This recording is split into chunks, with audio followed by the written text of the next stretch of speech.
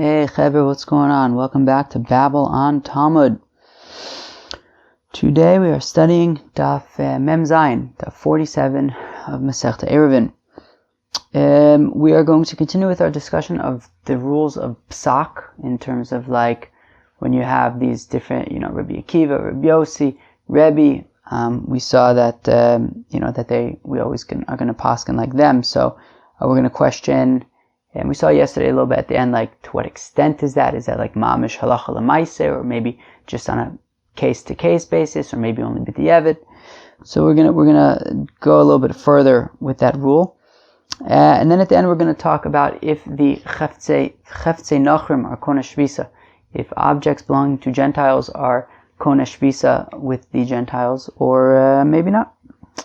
It's the question we're gonna look into a little bit later. Let's go weiter. So we are on Daf Mem Vav Amud Beis. So we kind of have a little bit of work to do on Mem Vav Amud Beis. But yeah, the thing is that there isn't really a good stopping point once we start. So that's why we're going to start a little bit high up. So it's after the Teku. I don't know, maybe like 15-20 lines from the bottom. Amr of Mesharshia says of Mesharshia, lesnu lahani klale. Rav Meshashia says these rules are bogus. You cannot just assume that, for example, if there's machlokas between Reb Yehuda and Reb Shimon, that we're going to paskin like Reb Yehuda. You can't just assume that. Rav Meshashia, from what does Rav Meshashia base his argument to say that these rules are bogus? If we're going to say, well, we got our Mishnah. What does our Mishnah say? Reb Shimon Omer, says Reb Shimon, l'ma'adav dome.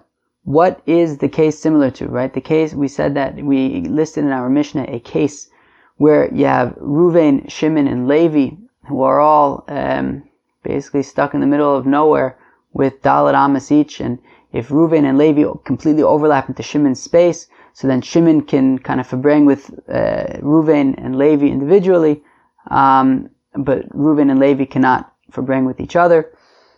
So Reb Shimon says it's similar to like three chatzeris that are next to each other, that the outer one's made a eruv with the middle one, but not with each other. Fine. So the Tanan, as we learn in the Mishnah, Reb Shimon Omer, Lemada V'Domer. Basically, so interestingly about today. So let me just give you a little bit of an overview, just a little perspective, I guess, before we go weiter. Basically, we're about to just list a whole bunch of random Mishnahs and Brises where we're going to try to argue that these Mishnahs and Brises go against these supposed rules of psak, where let's say there'll be machlokas Reb Shimon and Reb Yehuda, and we're passing like Reb Shimon. So, it's not like there's necessarily a flow. Things don't necessarily build onto each other. So like it's like I just kind of like flew through Reb Shimon in our Mishnah. It's because first of all, I'm assuming that you all remember that, because you guys remember everything. But at the same time, it's not like, if you miss one thing, then everything falls apart. There's going to be like a lot of just kind of random Mishnayos and Brises, but the main point of them is going to be that, we're going to, let's say, paskin like Reb Shimon instead of Reb Yehuda. Anyways, so obviously I'm going to explain all the Mishnayos and Brises, but I figured I would just let you know what to expect for today. So it's not like we're going to learn like one sugya. It's going to be a bunch of random stuff, which we're going to ask questions from. So Reb Shimon Omer says, Reb Shimon, Lamada V'Domer. What is this similar to? Legimel chatzeres hapsuches zo lazo, to three chatzeres that are open into each other. Ufsuches l'rishus harabim, and each chatzer is also open to rishus harabim. So they don't, each one is completely, entirely self-sufficient. They do not need one another. The question is, can you carry between them? And it would depend if they make an eruv. So eruv shtayim achitzones ima emtzayis, if chatzers A and C made eruvei chatzeres with Chatzer B, so he muteris imayin. So Chatzer B can, carry stuff between both A and C, right? Because Chatzer B made a eruv with both A and C, so Chatzer B can carry between, all the Chatzeres. Vehei mutaris ima, and Chatzer A and Chatzer C are muter with Chatzer B. However, b'shtayim achitzonos asur zoim zo, but Chatzer A and Chatzer C would not be able to, carry things between them.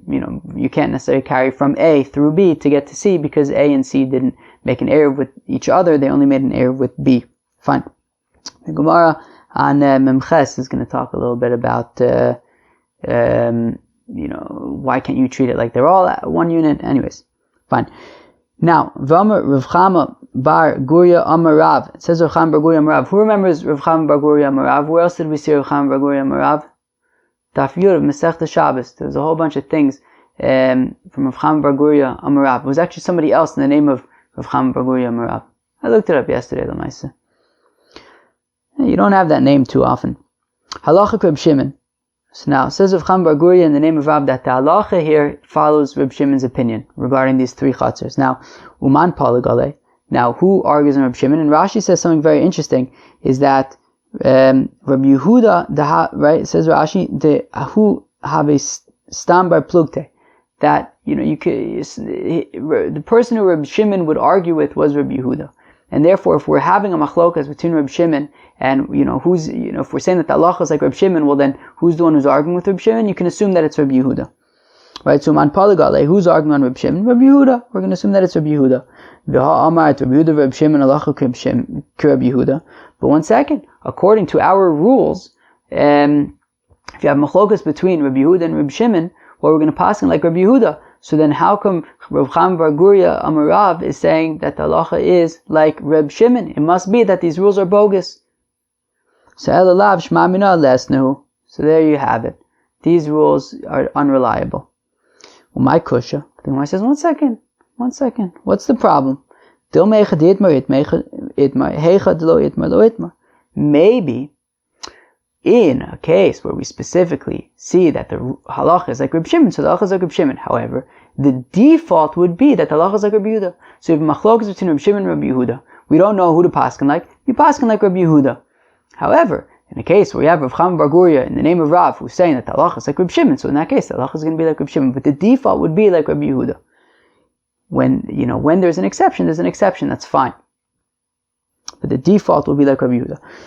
And subsequently, so these rules are the default. There are going to be exceptions, but these rules are the default. If you don't know what a paskin like, so just go based on the rules. Elameha. Fine. So rather, I will disprove. Interesting. Where's that bird coming from? So, unless it wasn't a bird. Who knows?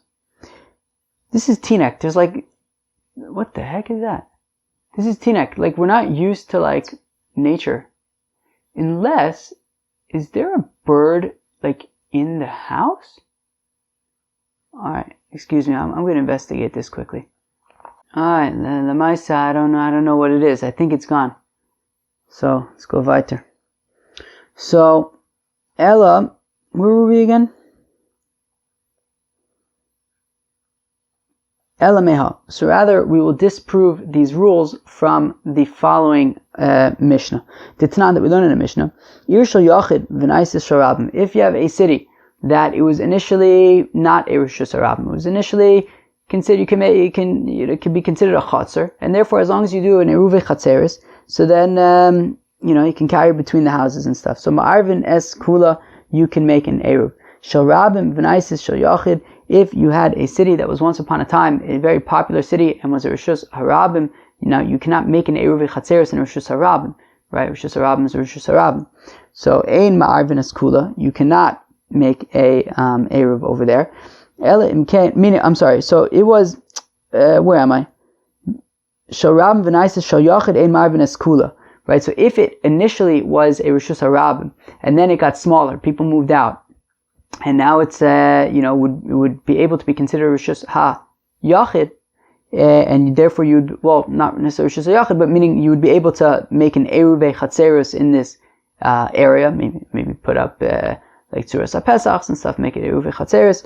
So, meaning you can't do that in Rishus Harabim. If you have big, busy highway, you can't just make Tzuras HaPesach over there and consider it a Chatzar.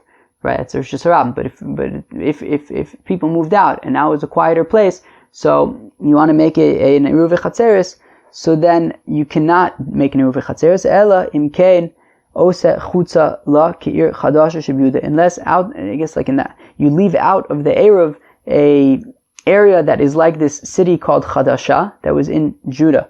Sheish ba chamishim diurin, that there were, I guess, 50 houses over there. Divrei Rabbi Yehuda, that's Rabbi Yehuda's opinion. Rabbi Shimon Omer says, Rabbi Shimon, shalosh chatzeres shel shnei batim, all you need is 3 chatzers that each have 2 houses in it. Okay, so we have machlokes between Rabbi Yehuda and Rabbi Shimon about a town that was once upon a time Rishus Harabim, then became Rishus HaYachid. Well, then, does it say Rishus HaYachid? I guess, yeah, it says Shel Yachid. I guess it got smaller. Right now we want to make an Eruv over there. So we say as long as, you can do it, but you have to leave out some part outside of the Eruv. Rabbi Yehuda says it has to be like the size of this city called Chadasha, whereas Rabbi Shimon says just 3 chatzers. Okay, Beseder. Machlokas Rabbi Yehuda and Rabbi Shimon. Now, the Amar Reb Chaim Bar Guria Amar Rav halacha Reb Shimon, and says Reb Chaim Bar Guria, the name of Rav, that once again the halacha is like Reb Shimon, not like Rabbi Yehuda. Uman Palagat like Rabbi Yehuda, and who's arguing on Reb Shimon? Clearly, it's Rabbi Yehuda who's arguing on him. The Amar Rabbi Yehuda Reb Shimon halacha Rabbi Yehuda. But one second, how could Reb Chaim Bar Guria be saying that the halacha is like Reb Shimon? I thought that the halacha is going to be like Rabbi Yehuda. So you see that this rule is unreliable. Umay kusha, the Gemara says no, but again, what's the problem? Dilma hachanami. You could say the same thing here. That when we have a situation like we have over here, that we have Rav Chaim Bar Guria who's saying in the name of Rav that the halacha is like Reb Shimon, so in that case the halacha is going to be like Reb Shimon. However, the default when we don't have a particular ruling, so then we would hold like Reb Yehuda. So we can say that these rules are in fact valid as long as there is no other indication that we would paskin otherwise. So the default would be these rules. Elameha. Okay, rather I'll disprove it from here. Titnan, as we learn in the Mishnah, maniach is beso v'halach lishbos be'ir acheres. Okay, so somebody who leaves his house and he goes away for Shabbos. Okay, no, you have a yid, he lives in Yerushalayim, Ir HaKodesh, and he wants to go to Tel Aviv for Shabbos, so he leaves. Fine. Echad Nachri v'echad Yisrael. Now, whether this person who leaves town is a Jew, whether this person who leaves town is a non-Jew, Oser, so he makes it also Divrei Meir. So meaning, forget about Jerusalem and Tel Aviv for a second, right? So let's say you have your chatzer, okay? I mean, it could be Jerusalem and Tel Aviv, but you have basically a chatzer, and you have people in the chatzer, and they want to make an Eruv chatzeris, right? So that they can all carry. Now, one of the chaver in the chatzer bounces for Shabbos. So, because he's not there, they cannot make an Eruv Chatzeris anymore. Whether this person who leaves is Jewish, whether he's not. That is Rabbi Meir's opinion. Rabbi Yehuda Omer says Rabbi Yehuda Eino Oser. Rabbi Yehuda says it doesn't make it Oser. They could still make an Eruv Chatzeris. Okay. Rabbi Yossi Omer says Rabbi Yossi Nachri Oser Yisrael Eino Oser. If the non-Jew goes away before Shabbos, well then they would be unable to make an Eruv Chatzeris because the non-Jew can come back on Shabbos. He doesn't have to follow Ilchos Shabbos, so therefore he might come back at any time. And interestingly, apparently non-Jews would be, anybody in the Chatzer, including a non-Jew, would need to be included in the Eruv. Interesting. I think that we're probably going to get more into that in the future. But a Yid, says Rabbi Yossi, would if he goes away for Shabbos, you can assume he's not coming back. Right? You can assume that this Yid is not going to come back on Shabbos. So if he's not there when Shabbos starts, i.e. he's away for Shabbos, so then the rest of the Chevra in the Chatzar can make in Eruv Chatzeris without him. Okay, Reb Shimon Omer says, Reb Shimon, afilu yeniach es beiso, even if he leaves his house, v'halach lishbos eitzel bito b'osa ha'ir. Says Reb Shimon, even if he leaves his house and goes down the block to his daughter's house for Shabbos, Eno Oser, he doesn't make problems for the rest of the people in the Chatzer, i.e. the rest of the people in the Chatzer can make an Eruv without him. Because, as far as he's concerned, he's at his daughter's house for Shabbos. He's not coming back home. He'll come back after Shabbos. So we see a 4-way machlokes between Reb Meir, Reb Yossi, Reb Yehuda, and Reb Shimon. Reb Chaim Bar Guria Amar Rav, halacha k'Reb Shimon, that the halacha is like Reb Shimon. And now, who's arguing on Reb Shimon? Aside from Reb Yossi and Reb Meir, Reb Yehuda. How could Reb Chaim Bar Guria be saying that the halacha is like Reb Reb Shimon if one of the other people in that Mishnah is Reb Yehuda, and we should paskin like Reb Yehuda over Reb Shimon. Aside from the fact that we should paskin like Reb Yossi over all of them, but the Gemara is not assuming whatever. I mean, the Gemara says, look, keeps things simple. He's saying that the halacha is like Reb Shimon. The fact of the matter is, Reb Yehuda is in that brisa. We're going to paskin like that Mishnah. We should paskin like Reb Yehuda over Reb Shimon. So how come we're paskin like Reb Shimon? So we see that it shows that these rules are unreliable. But again, Tilma Chanami, you could say the same thing here. Itmar, that since Rav Cham Bar Guria says the name of Rav, that the halacha is like Reb Shimon, so the halacha is like Reb Shimon. However, if we didn't have that statement of Rav Cham Bar Guria in the name of Rav, if we just have machlokas between Reb Shimon and Reb Yehuda, the default would be to pass like Reb Yehuda. Ela mehaditnan. Rather, it's from the following Mishnah. V'zeu she'amru. This is what they said. Ha'ani ma'ariv biraglav. That a poor person makes an Ayruvin tchumen by walking down. Now, this is very interesting. Right, we of course know by now that there are two ways to make an Ayruvin tchumen. One is to walk to where you want to be konesh visa, where you want to be when Shabbos comes, and then wait. And then the sun will set, Shabbos will come in, and that is where you are for Shabbos. That's one way to make an Eruv tchumen. The other way, of course, would be to either send the shliach or to go yourself and leave some food over there. And when Shabbos comes in, your food being there, even if you're not there, will be enough to make it like you are there for Shabbos. Okay, fine. Now, the interesting thing is that is one of these things better than the other? So check this out.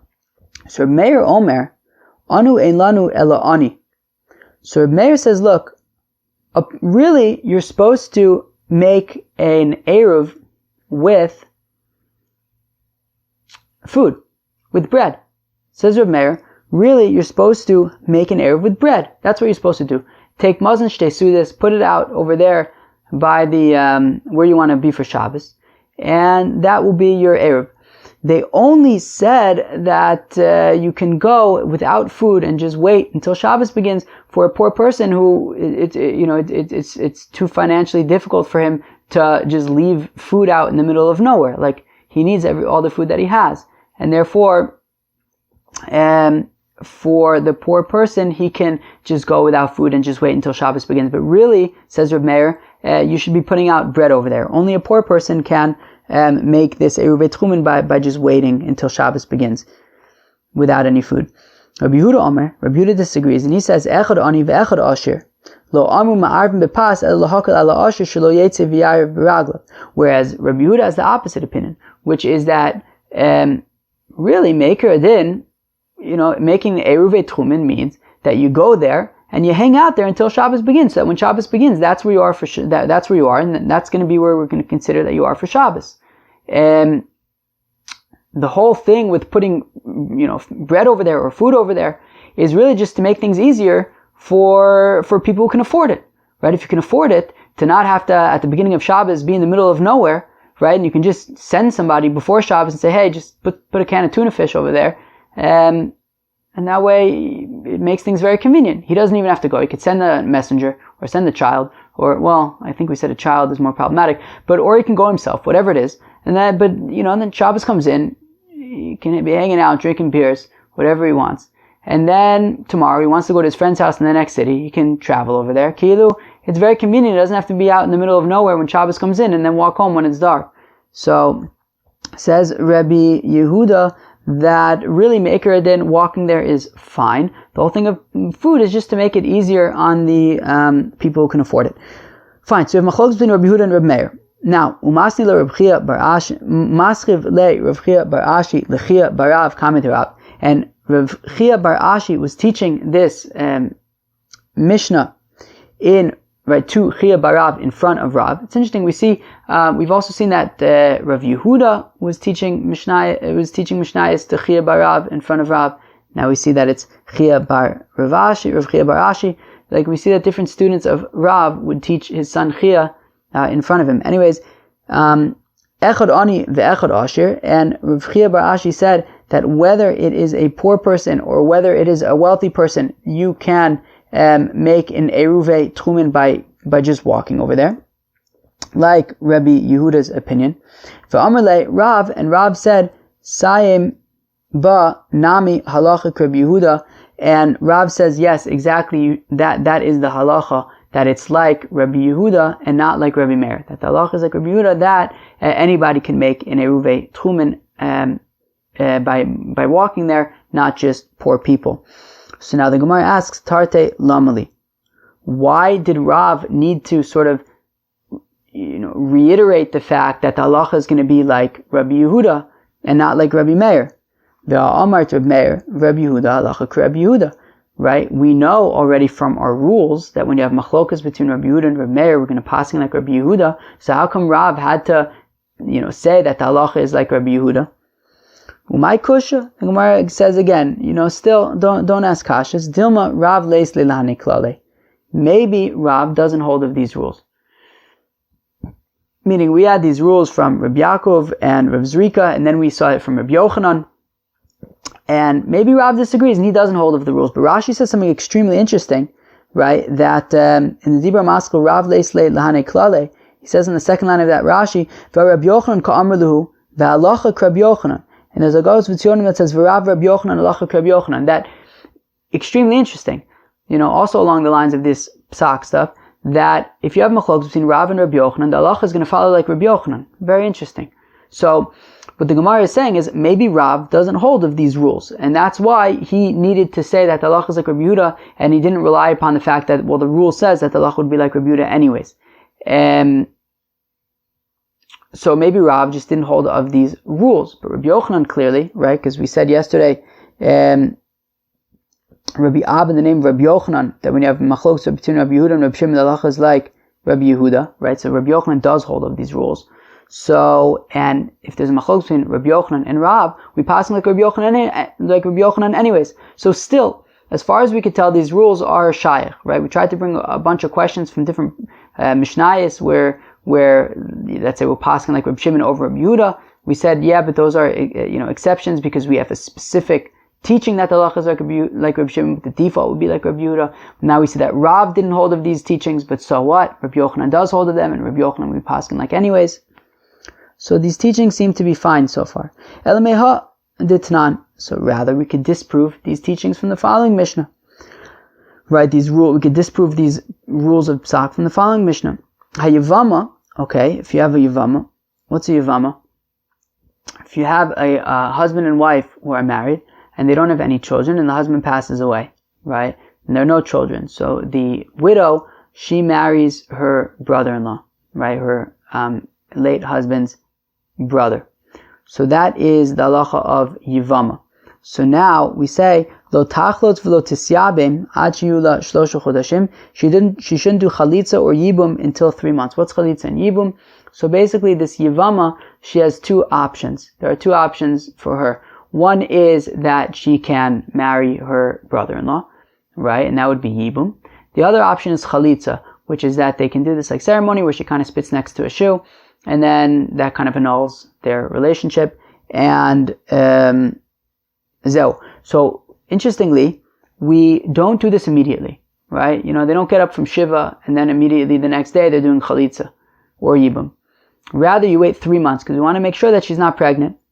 Because if she is pregnant, well then there's no mitzvah of chalitza, right? The whole point of or yibum, right? The whole point of yibum and chalitza is because they didn't have any children, and we want to carry on the name of the brother who died. So therefore, we have this thing where she marries her brother-in-law, and then they'll have a child, whatever. But if she's pregnant, so then forget it; she'll have a child anyways. So then it becomes irrelevant. So we wait 3 months to see if she is pregnant before doing yibum or chalitza.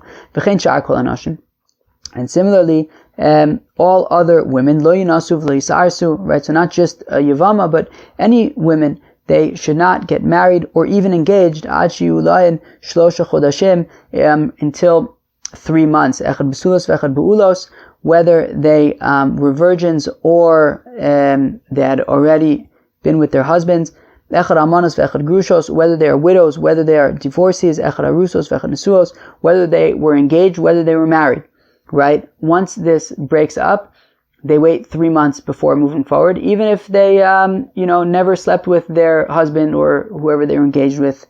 So now Rabbi Yehuda, so So that is the opinion of the Tanna Kama, with the assumption is of Meir, but we're going to prove that in a minute. That is the opinion of the Tanna Kama, that everybody just waits 3 months. Rabbi Yehuda Omer Nesuos Yisarsu. Rabbi Yehuda says that, well, if they were married already, i.e., that the husband and the wife already slept with each other, so then Yisarsu, so they can get engaged. The assumption being that when they're engaged, they're not going to be having yichud together. Varusos Yinasu. But if they were just engaged, i.e., in the assumption being that they hadn't yet slept with each other, so then Yinasu, they can get married immediately. Okay? Because you can assume that she's not pregnant. Chutz me'arusa shebi Yehuda, the exception being the betrothed women in Yehuda, mipnei shet libo gasba, because in Yehuda they would have yichud already after Erusin, and therefore the assumption is that they may have already slept with each other, and therefore she might be pregnant. So we wait 3 months that we know to whom the baby belongs. Okay. Rabbi Yossi Omer, says Rabbi Yossi, says Rabbi Yossi that all women can get engaged immediately, but no women can get married immediately. Chutz min almana, except for an almana mipnei ha'evul. But a widow obviously is not going to get married immediately because she's going to be in a period of avelus. Fine. Or I guess she's not going to get engaged immediately. And we say, Rabbi Eliezer lo alave midrasha. And we say that one day Rabbi Eliezer did not know. V'amrinan Rabbi Lazar lo alave midrasha. We say that one day Rabbi Lazar didn't make it to the Beis Hamedrash. Ashchele Rabbi Asi, and he saw Rabbi Yochanan's student Rabbi Asi ta'avakoyim, that he was getting up from the Beis Hamedrash. Amrle, so Rabbi Lazar said to Rabbi Asi, "My Amr b'vei midrasha, what was taught in the Beis Hamedrash?" Amrle, so Rabbi Asi said to Rabbi Lazar, Hachi Amr Rabbi Yochanan, this is what Rabbi Yochanan said, Halacha Rabbi Yossi, that the halacha is like Rabbi Yossi. So we just had a machlokas between the Tanna Kama, who we're going to see who it is in a minute, and Rabbi Yehuda and Rabbi Yossi. And Rabbi Yochanan says that the halacha is like Rabbi Yossi. Mechlal diyichida poligale. Well, that implies that there's somebody who argues on Rabbi Yossi. Yes, somebody does argue on Rabbi Yossi. Ve'atanya, and I'll show you that somebody argues on Rabbi Yossi. That we learn in a brisa. If you have this woman who was married, but she would always go back to her father's house, and she wouldn't be with her husband very often, or ever, I guess. Or she would fight all the time with her husband. Or maybe her husband was old or chole or sick and wasn't able to sleep with her. Or maybe she was sick. Akara, or maybe she was just unable to have children. Zikena, or she was too old. Kitana ve'ailones, or she was too young, or she was just incapable of having, a woman who was incapable of having children. Or she drank some kind of thing that would make her permanently unable to have children. Or her husband was, in jail. Or if her husband passed away and then she had a miscarriage. Reb Meir says that nonetheless they would all have to wait 3 months. Meaning these are cases where it would basically be impossible for her to have gotten pregnant, yet they still have to wait 3 months. That's Reb Meir, which is the same thing as the opinion that we saw. That was the first opinion by the Yevama and all those people, that no matter what you have to wait 3 months. So we see that the opinion that argues on Rabbi Yossi would be Rabbi Meir. Now Rabbi Yossi Matir, Le'aris v'linasam yad. In this case, where it was impossible for this woman to have gotten pregnant, Rabbi Yossi says, look, she can get engaged and married immediately because she's certainly not pregnant. Now, Lamali, why did I need Rabbi Yochanan? Right back to that incident, that anecdote where Rabbi Elazar didn't go to the Beis Hamedrash that day, and he asked Rabbi Asi what they taught, and he said that Rabbi Yochanan said that the halacha is like Rabbi Yossi. The question is, Lamali, why did Rabbi Yochanan have to say that the halacha is like Rabbi Yossi? After all, it's Rabbi Yochanan himself, we saw yesterday, who upheld these halachas, that halacha Rabbi Yossi mechaverov. The halacha is always going to be like Rabbi Yossi when he's arguing against his friends. So why did Rabbi Yochanan have to say that the halacha is like Rabbi Yossi? That we know that Rabbi Yochanan himself said that in the machlokes between Rabbi Meir and Rabbi Yossi, the halacha is going to be like Rabbi Yossi. So how come Rabbi Yochanan had to say that? It's obvious. Right? If these rules are in fact true, just rely on the rules. Rabbi Yochanan shouldn't have had to say anything. My kusha. But again, what's the problem? Dilma, maybe in this case, maybe this is because we want to make sure that you do not get confused by the statement of Rav Nachman in the name of Shmuel. To Omar, halacha Reb Meir b'gzeirosov. That Rav Nachman says in the name of Shmuel that halacha is like Reb Meir when he is being machmir. When Reb Meir is being machmir, such as here, where he says you have to wait 3 months before you can get married or engaged. So, says Shmuel that the halacha is like Reb Meir when he's being machmir. So therefore, he's being machmir over here. So I might think that the halacha is like Reb Meir over here.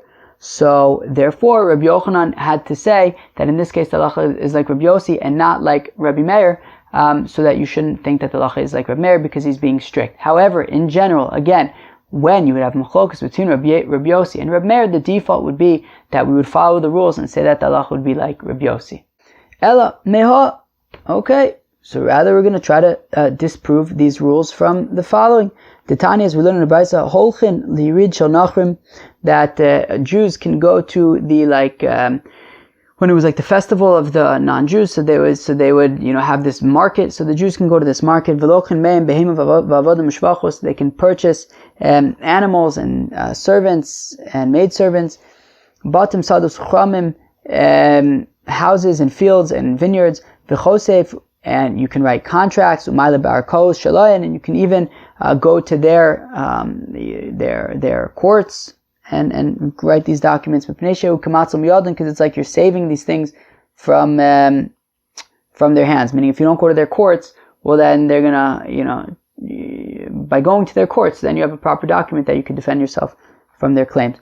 And if he was a kohen, he would be able to become tameh by going to chutz la'aretz ladun ula'ar iman in order to contest them in court if need be. And just like he could become tameh in chutz la'aretz, kach tameh b'beis hakvaros, he can even go into a cemetery. Beis hakvaros hagadaitech. What? How can a kohen possibly go into a cemetery? Tumah d'oraisa. It's tumah d'oraisa. El beis hapras d'rabanan. Okay, it's a beis hapras d'rabanan. Who remembers what a beis hapras is? Beis hapras is a field where there is a dead body somewhere in the field, and the field got plowed, and now you have no clue where the dead body is. It's somewhere in there, but you don't know exactly where. So the entire field is tamei midrabanan. So we say that the kohen can go in a beis hapras, this field that's tamei midrabanan, in order to defend himself in court. U'tamei lisa isha, and he can become tamei in order to marry a woman. Vilum, I guess by going to chutz la'aretz to marry a woman. Vilum motorin, to study Torah. Fine. Rabbi Yehuda says, Rabbi Yehuda, Masai. When is this true? Bisman she'ein motzei lilmod. That's only when he doesn't find somewhere to learn where he is in Eretz Yisrael. Ava motzei lilmod lo yitama. But if he finds somewhere to learn in Eretz Yisrael, he shouldn't become tamei by going to chutz la'aretz to learn somewhere else. Rabbi Yossi, Omer says Rabbi Yossi, Av bisman she'motzei lilmod nami yitama. Says Rabbi Yossi, even if there is technically somewhere to learn in Eretz Yisrael, he could still become tamei by going to chutz la'aretz. Lefi she'ein min hakol zocha adam lilmod. Because you can't learn from everybody. And says Rashi, top Rashi on the page, Memzayin Mabez, Ein Adam Zocha Lilmod Mikol Melamda, that not everybody is able to learn from all of his teachers. Yesh Rav Shemishnasu Sudur Befiv. There are certain teachers that just their teaching is very organized in their mouth. V'shona the Talmid of their Akhsar, and they're able to teach to their students very concisely and very clearly. So therefore, not all teachers are the same. So Rabbi Yossi is saying, look, even if there technically is a place where this fellow can learn in Eretz Yisrael, he can still go to chutz la'aretz if there's a teacher who he will learn from better. Vam Rabbi Yossi, it says Rabbi Yossi, Ma'aseh Yosef HaKohen, that there is a story with Yosef the Kohen, Shalach Etzel Rabbi L'Tzidan Lilmod Torah, that he went to his teacher in Tzidan, in chutz la'aretz, in order to study Torah. Vam Rabbi Yochanan Lachak Rabbi Yossi, and once again Rabbi Yochanan says that the halacha is like Rabbi Yossi. Lamali, why do I need Rabbi Yochanan to say that the halacha is like Rabbi Yossi? V'amar Rabbi Yehuda Rabbi Yossi lachak Rabbi Yossi. We already know that in machlokas between Rabbi Yehuda and Rabbi Yossi, the halacha is like Rabbi Yossi. Amar Abaye Itztrich. Abaye says that I did need Rabbi Yochanan to tell me that the halacha is like Rabbi Yossi in this case. How come? Because Agadaite Chamina Hanimile b'masnisen Aval b'braisa imalo kamashman. Extremely interesting, Chavre. So Abaye says, well, because I may have thought that this rule of if you have machlokes between Rabbi Yossi and Rabbi Yehuda, for example, we pass like Rabbi Yossi, maybe that's only when we're quoting a Mishnah. Because in a Mishnah, they're more solid than Brises. Right? As Rashi points out, says Rashi in Aval B'Braisa, Dilma Ichlif Rabbi Yehuda l'Rabbi Yossi l'Rabbi Yehuda. Maybe things got confused in Brises. They're not as well defined, as reliable as Mishnayos. And therefore, if you have in a Mishnah machlokes in Rabbi Yossi and Rabbi Yehuda, so we know that that's accurate. And therefore, if the rule is we pass like Rabbi Yossi, so we pass like Rabbi Yossi. However,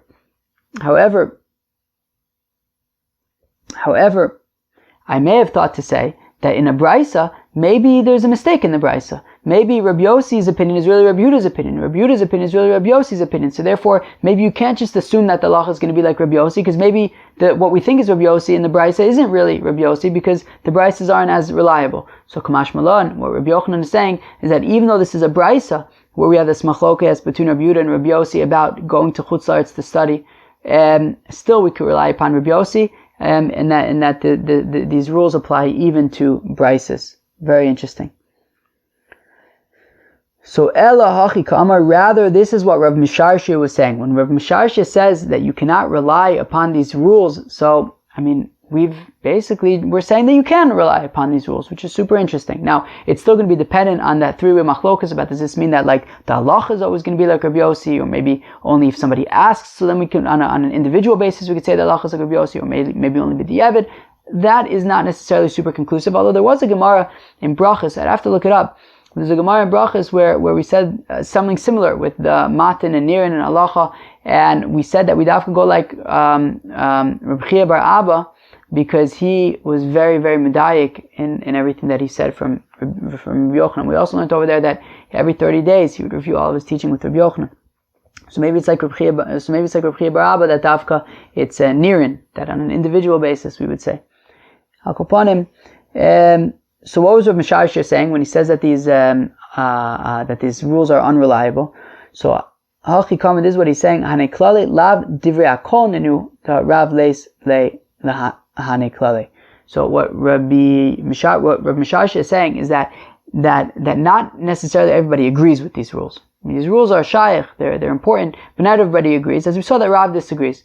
But then again, as Rashi pointed out, Rabbi Yochanan agrees with the rules, and in machlokes in Rav and Rabbi Yochanan, we would pass on like Rabbi Yochanan. So it does seem that these rules are reliable, which is super interesting. Let's move on. Amar Yehuda Amar Shmuel, says of Yehuda in the name of Shmuel, Cheftzei Nachri, the items belonging to a Gentile, Ein Konen Shvisa, they are not Konen Shvisa. Okay, so let's say you have a Gentile who owns a baseball. Okay, so we do not say that, well, wherever the Gentile was when Shabbos began, that is going to, so this baseball has 2,000 amis from that, in any direction from that place.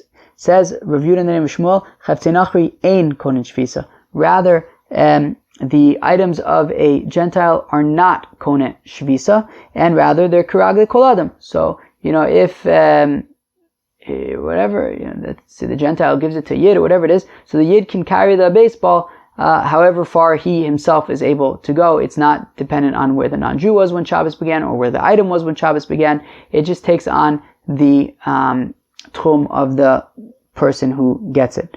Liman. Now, who is this according to? Remember, in our machlokas between Rabbi Yochanan ben Nuri and the Chachamim, Rabbi Yochanan ben Nuri says that Cheftzei Hefker are konen shvisa, that a baseball in the middle of nowhere, it has 2,000 amas in any direction, whereas the Chachamim say that Cheftzei Hefker are not konen shvisa, which means that whoever chaps it can take it as far as he can walk. Now, ilei rabbanan, if we're saying that this halacha, that an object in the possession of a non-Jew is not konen shvisa, it's just kiragle kol adam. Ilei rabbanan, if we're going to say that it is according to the rabbis, well, that would be obvious. Pshita. Hashta Cheftzei Hefker Teleislu Bailim in Konen Shvisa. When you have a baseball in the middle of nowhere, ownerless, not owned by anybody, and still it's not Kone, its own Shvisa, it doesn't get its own 2,000 amas in every direction, it's just whoever picks it up takes it however far they're allowed to walk. So Cheftzei Anachri Deislu Bailim Mibaya, the items that belong to a non-Jew, who there is a sense of ownership there. So certainly then this item will not get its own 2,000 amas. At best, it'll take on the 2,000 amis of a non-Jew. But the thing is that a non-Jew is not shaykh. Hilchos tchumen aren't shaykh to non-Jews. So therefore, this object it's kiragli kol adam. Whoever picks it up can take it however far he wants. So if it's according to the rabbis, it would be obvious. You wouldn't have to tell me that Cheftzei Nachrim are not kona their own shvisa. So Ella aliba de Rabbi Yochanan ben Nuri. So rather, it must be according to Rabbi Yochanan ben Nuri. The Rabbi Yochanan ben Nuri says that items that are ownerless are kona shvisa. Right? The Kamash Malam, what it's teaching us is Amar de Amar Rabbi Yochanan ben Nuri, that Rabbi Yochanan ben Nuri says Konen Shvisa, that when Rabbi Yochanan ben Nuri says that an item is Konen Shvisa, Hanimile Chefze Hefker Deleis Lu Bailim. That's only something that is Hefker and doesn't have any owners. Because it doesn't have any owners, so it can be Kone its own Shvisa. However, Aval Chefze Anochri the Islu Bailim Lo. But items that belong to a non-Jew, that there is an owner, well then this item is not going to be Kone its own Shvisa, it's not going to get its own 2,000 amas. It'll be governed based on the Shvisa of the non-Jew, but the non-Jew doesn't have Shvisa. So therefore, there's basically no Shvisa for this item in the context of a non-Jew at all, and just whoever takes it can carry it as far as he himself can go. Okay, fine. Meisvei. We have a kasha, however. Reb Shimon ben Elazar Omer, Hashol klimen anochri b'yomtiv. So somebody who borrows an object from a non-Jew on Yom Tiv, which means that this item was in the possession of the non-Jew when Yom Tiv began. It was Kona Shvisa by the non-Jew. And similarly, if somebody lends something to a non-Jew before Yom Tiv, and the non-Jew returns it to him on Yom Tiv. So again, this item was in the context, in the possession of a non-Jew when Yom Tiv began. As well as items and fruits that were gathered together, and when Yom Tiv began, they were inside of the Tchum Shabbos. So they have 2,000 amas in any direction, I guess, from the city. So we see that these items do seem to be Kone Shvisa, right? They have 2,000 amas in any direction. And if somebody goes and chops it, it's not defined based on, it's not Karagli Kol Adam, it's not based on whoever chops it, it's based on wherever it was when Yom Tiv began. And if you have a non-Jew who takes fruits right, from outside of the Tchum Shabbos into your city, you can't touch them because, they were Kone Shvisa outside of the Tchum, they were now brought to where you are. You can't move them. So we do see that here are these items that were with a non-Jew when Yom Tiv began, and we're not saying that they're just, kiragli kol adam, that whoever takes them will be able to take him with him as far as he's allowed to walk. We see that there is an inyan of being Kone Shvisa by these items that are in the possession of a non-Jew when Yom Tiv begins. So I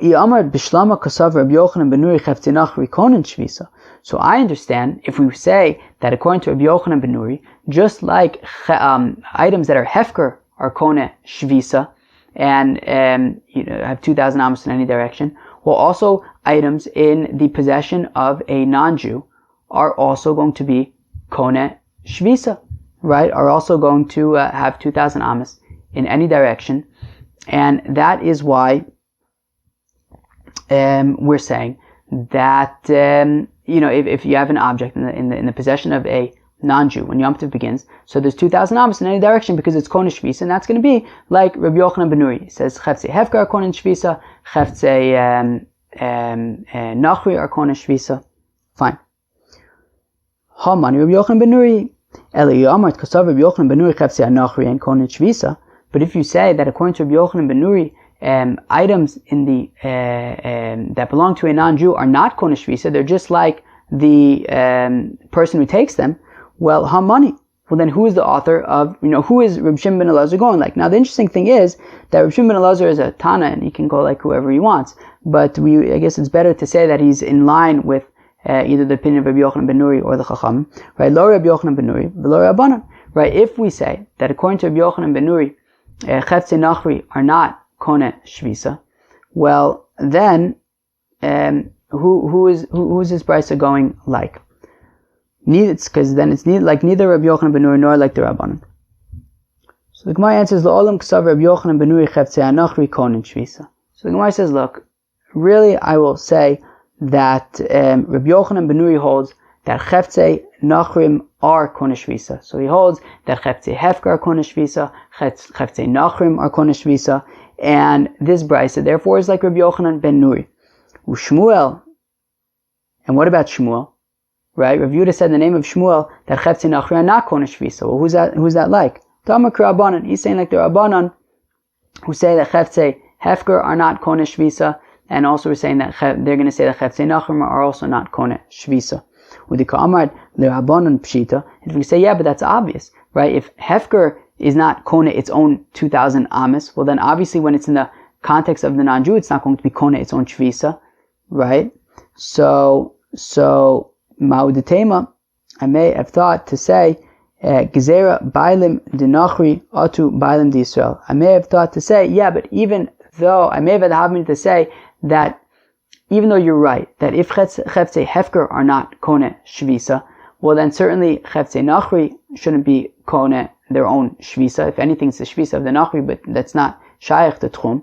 So therefore, they're just karagli kol adam. But I might think to say, well, maybe we should make a gezerah that cheftzei nachri are kona shvisa, because after all, cheftzei Yisrael are kona shvisa. So we wouldn't, maybe for consistency, so you shouldn't get confused, we'll say that cheftzei nachri are also kona shvisa. Kamash malan, that according to the Rabbanan, cheftzei nachri are also not kona shvisa. Rabbi Chia bar Avin Amar says, Rabbi Chia bar Avin says in the name of Rabbi Yochanan. Rabbi Chia bar Avin, of course, Gemara Shabbos Taf Kufiyar Aleph Mud Beis. He's the Arisha B'Chabura, the lion of the group. So he says in the name of Rabbi Yochanan, cheftzei nachri konin shvisa, that the items of a nachri are going to be kona shvisa. Gezerah bailim dinachri atu bailim di Yisrael. It's a gezerah. The exact zera that we were concerned about, that we're going to say that the items of a non-Jew are also going to be kona shvisa, since the items of a Jew would be kona shvisa. So for consistency, so as not to get confused, we'll say that cheftzei nachri are also kona shvisa. Okay, now there is this interesting Gemara over here at the end of Daf Mem Zayin Amud Beis. Hanu dachre da'asu lemavrichasa. Interesting. So there were these rams that came to the city of Mavrichasa. Now they came to the city from outside of the Tchum Shabbos. Okay. So basically, they were cheftzei nachrim, right? It was Yom Tiv. And these are items that, right, these rams belong to non-Jews. And they came from outside of the Tchum Shabbos. So the question, of course, is going to be, are they kiragle kol adam? Or were they kona shvisa wherever the non-Jews were? Right? So, if they were kona shvisa, so then, since they came outside of Tchum Shabbos, so then they can't go more than Dalet Amos. However, if they're kiragli kol adam, well then you can go wherever, if a Jew buys it on Yom Tov, as we've seen that there are ways for Yidden to be able to buy these animals on Yom Tov. We haven't seen exactly what these ways are, but just that it would be possible. So, if it's kiragli kol adam, so then, you can walk however far you can go in your Tchum. So Hanudachri da Asul Mavrichasa. So there were these rams that were brought into Mavrichasa on Yom Tov. Now Mavrichasa was 4,000 amis away from Mechoza, or at least it was within the Tchum of Mechoza, right? So now Sharaluhu Rava livnei Mechoza limizabin minayu. Now Rava allowed the people living in Mechoza to purchase these rams on Yom Tov in Mavrichasa, and then schlep them back to Mechoza.